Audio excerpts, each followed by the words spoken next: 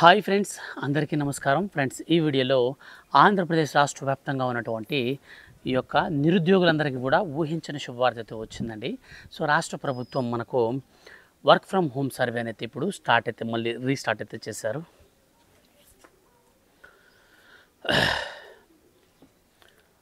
అడగచ్చు, tripod తగలకూడదు.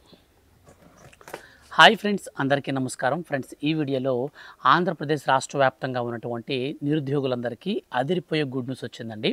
So work from home ద్వారా జాబ్స్ని అయితే ఆంధ్రప్రదేశ్ రాష్ట్ర ప్రభుత్వం అయితే ఇప్పుడు మనకందరికి కూడా ప్రొవైడ్ అయితే చేయబోతుంది.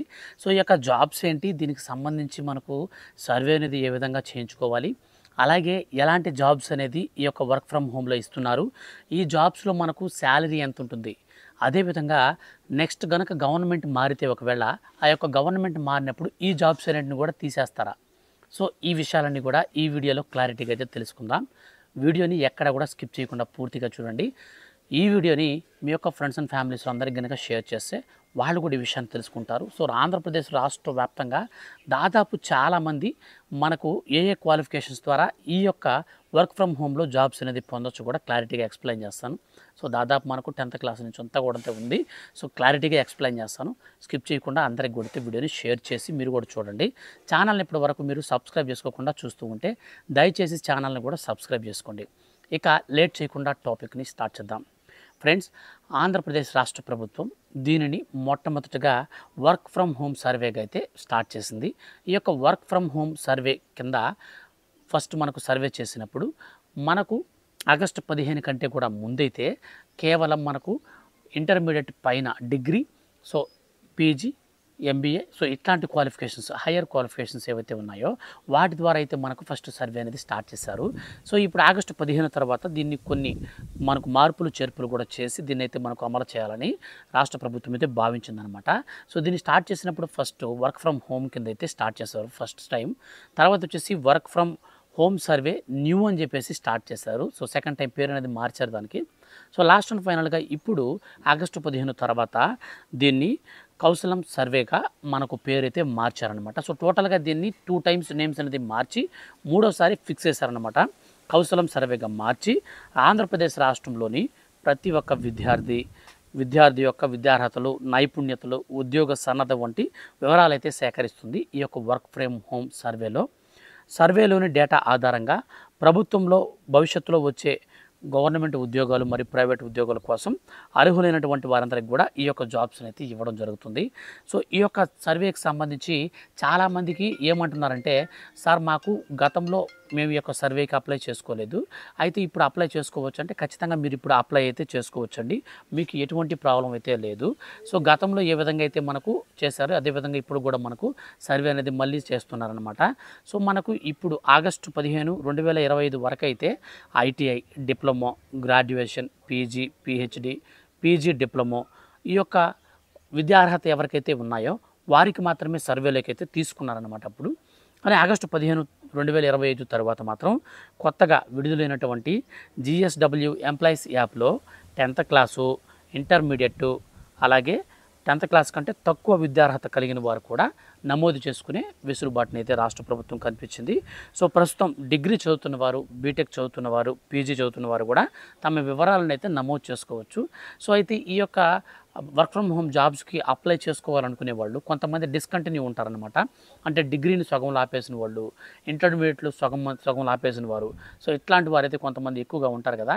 సో ఇట్లాంటి వారందరూ మరి ఎలా అప్లై చేసుకోవాలి అని చెప్పేసి మనం కనుక క్లారిటీగా కనుక చూసుకున్నట్లయితే, సో ఇలాంటి వారు మీరు ప్రస్తుతం డిస్కంటిన్యూ అయినటువంటి వారు, మీకు ఇప్పుడు డిగ్రీలో మీరు డిస్కంటిన్యూ అనుకోండి, ఇంటర్మీడియట్ మీద మీరైతే ఈ సర్వే అనేది చేయించుకోవాలి.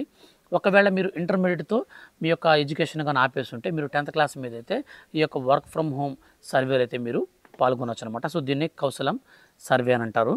సో ఈ యొక్క సర్వేకి సంబంధించి మొత్తంగా వచ్చినటువంటి కొన్ని క్వశ్చన్స్ అయితే చూసుకుందామండి. సో ఈ యొక్క సర్వేలో ఏం చెప్తున్నారంటే, చాలామంది బ్రదర్ శాలరీ ఎంత ఉంటుందని అడుగుతున్నారు. అలాగే మరొక క్వశ్చన్ వచ్చేసి, ఈ యొక్క కొత్తగా ఇప్పుడు ఎవరైతే గతంలో మేము చేయించుకోలేదు ఈ యొక్క వర్క్ ఫ్రమ్ హోమ్ సర్వే అనేది, సో ఇప్పుడు మేము ఈ యొక్క సర్వేలో మళ్ళీ పాల్గొనొచ్చా, రెండింటికి తేడా ఏమైనా ఉందా, వర్క్ ఫ్రమ్ హోమ్ సర్వే వేరు, కౌశలం సర్వే వేరా అని అడుగుతున్నారనమాట. సో కాదండి, వర్క్ ఫ్రమ్ హోమ్ సర్వేలోనే ఇది కూడా కౌశలం సర్వేగా దాని పేరు మార్చారంతే.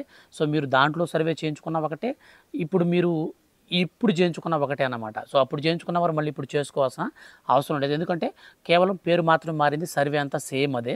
కాకపోతే ఇప్పుడు ఎడ్యుకేషన్స్ని యాడ్ చేశారు. సో గతంలో మనకు వచ్చేసి ఐటీఐ, డిప్లొమా, గ్రాడ్యుయేషన్ అంటే degree, PG, PhD, PG diploma ఇవి మాత్రమే ఉండేటివి. ఇప్పుడు పేరు మార్చి కౌశలం కింద పేరు మార్చి ఏదైతే మనకు డిగ్రీ కంటే తక్కువ ఇంటర్మీడియట్ టు 10th వీళ్ళని కూడా అయితే యాడ్ చేయడం జరిగింది. సో అంతేనండి, తేడా ఇంకేం లేదు. ఇక శాలరీ విషయానికి వస్తే ఈ యొక్క జాబ్ అనేది మనకు ప్రభుత్వం ఇస్తుందా లేకపోతే ప్రైవేట్కి ఇస్తుందా అని చూసుకున్నట్లయితే, సో ఇవి వచ్చేసి ప్రైవేట్ జాబ్స్ అన్నమాట. సో మనకు ఏమైనా ఎంఎన్సీ కంపెనీస్ ఉంటాయి కదా, బీపీఓ కంపెనీస్ కానీ లేదా మనకు ఏదైనా టాటా క్యాపిటల్ ఇట్లాంటివి ఫైనాన్షియల్ కంపెనీస్ కానీ, సో ఇట్లాంటి కంపెనీస్లో రాష్ట్ర ప్రభుత్వం ఏం చేస్తుందంటే మీకు జాబ్స్ అయితే ఇప్పిస్తుంది.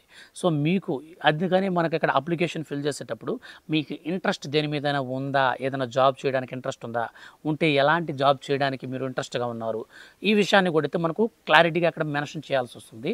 సో దాన్ని కూడా మనం అయితే అక్కడ మెన్షన్ చేస్తారు. కాబట్టి మన ఇంట్రెస్ట్ అనేది దేని మీద ఉంటుందో దాని ప్రకారంగా మనకు ప్రైవేట్ జాబ్స్ అయితే ఇప్పిస్తారు. ఇన్ కేసు ఒకవేళ మీ యొక్క పరిధిలో మీ క్వాలిఫికేషన్ బేస్డ్లో గవర్నమెంట్ జాబ్స్ ఏమైనా రిలీజ్ అయితే, సో అప్పుడు మీకు డైరెక్ట్గా గవర్నమెంట్ జాబ్స్కి మీరు అప్లై చేసుకొని, సో నార్మల్గా ఎలిజిబిలిటీ సాధిస్తేనే గవర్నమెంట్ జాబ్ అయితే వస్తుంది. అలాగే ప్రైవేట్ జాబ్స్ కూడా అంతే. సో సేమ్ రెండు కూడా అదే విధంగా ఉంటుంది. కాకపోతే ఏవైనా కంపెనీస్ మాకు ఇంతమంది మ్యాన్ పవర్ అనేది రిక్రూట్మెంట్ కావాలి, మాకు ఒక 100 మంది కావాలి, సో ఐటీఐ వాళ్ళు కావాలి, ఇంటర్మీడియట్ వాళ్ళు కావాలి, డిగ్రీ వాళ్ళు కావాలి అని చెప్పేసి కంపెనీస్ గవర్నమెంట్ని అప్రోచ్ అయినప్పుడు, సో గవర్నమెంట్ ఏం చేస్తుందంటే డైరెక్ట్గా మన మొబైల్కి మెసేజ్ అయితే పంపిస్తుంది. సో ఈ మెసేజ్ని చూసుకొని మనం ఇంటర్వ్యూకి అటెండ్ అవ్వాలి. సో ఇప్పుడు ఇక్కడ వచ్చే క్వశ్చన్ మార్క్ ఏంటంటే, ఈ యొక్క సర్వే చేసేటప్పుడు కొన్ని సర్టిఫికేట్స్ అయితే మనము అప్లోడ్ చేయాల్సి ఉంటుంది. సో అట్లాంటప్పుడు మేము ఎలాంటి సర్టిఫికేట్స్ అయితే అప్లోడ్ చేయాలి? ఇప్పుడు మేము జెరాక్స్లు అప్లోడ్ చేస్తే సరిపోతుందా లేక ఒరిజినల్ సర్టిఫికేట్స్ అప్లోడ్ చేయాలా అనే విషయానికి వచ్చినట్లయితే, సో మీరు జెరాక్స్ అప్లోడ్ చేసినా పర్లేదు, లేదా మీరు ఒరిజినల్ ఉంటే ఒరిజినల్ చేయండి. అంటే కొంతమంది డిగ్రీలో జాయిన్ అయి ఉంటారు, ఇంటర్మీడియట్ డిగ్రీలో మనకు జాయిన్ అయినప్పుడు వాళ్ళు ఇంటర్మీడియట్ సర్టిఫికేట్స్ కానీ 10th కానీ మొత్తం కూడా కాలేజీలో వచ్చి తెచ్చి పెడతారు కదా. అట్లాంటప్పుడు వాళ్ళు డిగ్రీ డిస్కంటిన్యూ అయ్యారనుకోండి, ఇంటర్మీడియట్ సర్టిఫికేట్స్ వాళ్ళ దగ్గర ఉండవు. కాబట్టి జెరాక్స్లు ఉంటాయి, కాబట్టి జెరాక్స్లతోనే మీరు అప్లై అయితే చేయండి, ఎటువంటి ప్రాబ్లం లేదు. సో ముఖ్యంగా చూసుకున్నట్లయితే శాలరీ ఎంత ఉంటుందని అంటే మ్యాక్సిమంలో మినిమం మనకు 10,000 రూపాయల కంటే పైనే వస్తున్నాయి ఇప్పుడు ఏ కంపెనీకైనా కానీ. అయితే మీరు చూస్ చేసుకునే కంపెనీ ఆ యొక్క శాలరీ అనేది ఎంత ఇస్తుందో, సో ఆ శాలరీ బేస్ చేసుకొని మాత్రమే మీకు శాలరీ అయితే ఉంటుంది. కానీ గవర్నమెంట్ అయితే ఇంతే ఇవ్వాలని ఫిక్స్డ్ అయితే ఉండదన్నమాట. సో మీరు 10th క్లాస్ నుంచి డైరెక్ట్గా డిగ్రీ, పీజీ, డిప్లొమా ఎనీథింగ్ ఏదైనా మీ క్వాలిఫికేషన్ బేస్ చేసుకొని మాత్రమే మీకు డైరెక్ట్గా జాబ్ అయితే వస్తుంది. దానికి తగ్గట్టే మీకు శాలరీ కూడా ఉంటుంది. అయితే ఈ జాబ్స్ని నెక్స్ట్ గవర్నమెంట్ చేంజ్ అయితే తీసేస్తుందా అనే విషయం చాలామంది కామెంట్ అయితే చేస్తున్నారండి. సో అలా తీసేయడానికి అయితే అవకాశం లేదు. ఎందుకనంటే ఇది ప్రైవేట్ జాబు, సో గవర్నమెంట్కి ఎటువంటి సంబంధం లేదు. జస్ట్ గవర్నమెంట్ ఏం చేస్తుందంటే ప్రైవేట్ కంపెనీకి ఎవరైతే నిరుద్యోగులు ఉంటారో ఈ యొక్క కౌశలం సర్వే చేయించుకున్నటువంటి వారు ఉంటారో, సో వాళ్ళకి గవర్నమెంట్కి మధ్యలో మీడియేటర్గా పనిచేస్తుంది. అంతేగాని గవర్నమెంట్కి పూర్తి ఆధీనం అనేది ఉండదు. ఎగ్జాంపుల్ చెప్తాను చూడండి. మీరు ఏదైనా బీపీఓ కంపెనీలో మీరు జాబ్ చేస్తున్నారు, సో హిందూజా కానీ, టెక్ మహేంద్ర కానీ, విప్రో కానీ, సో ఇట్లాంటి కంపెనీస్లో మీరు ఒక జాబ్ సంపాదించారు. గవర్నమెంట్ వచ్చేసి మిమ్మల్ని తీసేయమని చెప్తుందా? లేదు కదా. సో సేమ్ అంతే. ఇందులో గవర్నమెంట్ పాత్ర ఏంటంటే జస్ట్ మీకు ఉద్యోగాలు వచ్చేదానికి ఒక అవకాశాన్ని కల్పించడం కోసం మాత్రమే, ఒక కొత్త అవకాశాన్ని కల్పించడం కోసం మాత్రమే ఈ యొక్క సర్వే అయితే చేపిస్తున్నారు. కానీ ఇంకా వేరే రీజన్ అయితే లేదండి. సో ఈ యొక్క వర్క్ ఫ్రమ్ హోమ్ సర్వే అనేది మీరు ఇప్పుడు కూడా చేయించుకోవచ్చు. మీ సచివాలయంలో మీరు వెళ్ళి చేసుకోవాల్సి ఉంటుంది. డైరెక్ట్గా మీరు ఈ యొక్క సర్వే అనేది చేయించుకోవడానికి అవకాశం లేదు. ఈ సర్వే అనేది మనకు ఏ విధంగా చేస్తారంటే బయోమెట్రిక్ అయినా వేసుకోవచ్చు, ఓటీపీ అయినా వేసుకోవచ్చు, లేదా మీరు ఫేస్ అనేది మీరు యాప్తో తీసుకొని మీరు చేయించుకోవచ్చు. సో కొంతమందికి ఆధార్కి ఫోన్ నెంబర్ లింక్ లేకుండా ఉంటుంది, అప్పుడు ఓటీపీ రాదు కదా. సో అందుకనే ఈ వెసులుబాటు అయితే కల్పించింది. అయితే దీనికి ఎలా అప్లై చేసుకోవాలంటే మాత్రం ఖచ్చితంగా మీరు సచివాలయంలో మీకు ఎవరైతే సచివాలయంలో డిజిటల్ అసిస్టెంట్ వాళ్ళు ఉంటారో వాళ్ళని వెళ్ళి మీరు సంప్రదించండి. పూర్తి సమాచారం అనేది మీకు తెలియచేసి వాళ్ళైతే మీకు సర్వే చేయించడానికి సంబంధించినటువంటి అధికారి దగ్గర అయితే మిమ్మల్ని పెట్టి మీకు నీట్గా సర్వే అయితే చేస్తారు. సో మీరు సర్టిఫికేట్స్ విషయంలో చెప్పాను కదా, ఒరిజినల్ ఉంటే ఒరిజినల్ పెట్టండి, ప్రాబ్లం లేదు. డూప్లికేట్ ఉంటే డూప్లికేట్ అయినా పెట్టండి, ప్రాబ్లమే లేదు. సో జెరాక్స్ ఉన్నా కానీ మీకు ఎటువంటి అబ్జెక్షన్ లేదు. సర్టిఫికేట్స్ విషయంలో మీ దగ్గర ఉన్నట్టు పెట్టుకొని మీరు జాబ్కి అయితే అప్లై చేసుకోండి. మీకు ఎలాంటి జాబ్స్ అనేది ఇంట్రెస్ట్ ఉంటుందో సో వాటిని కూడా అక్కడ మీరు మెన్షన్ చేసుకోవచ్చు.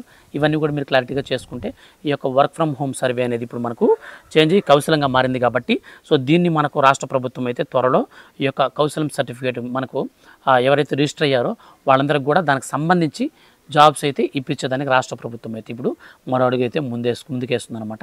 సో ఇదండి ఫైనల్గా. త్వరలో మనకు వాలంటీర్లకు కూడా గుడ్ న్యూస్ చెప్పే అవకాశం ఉంది.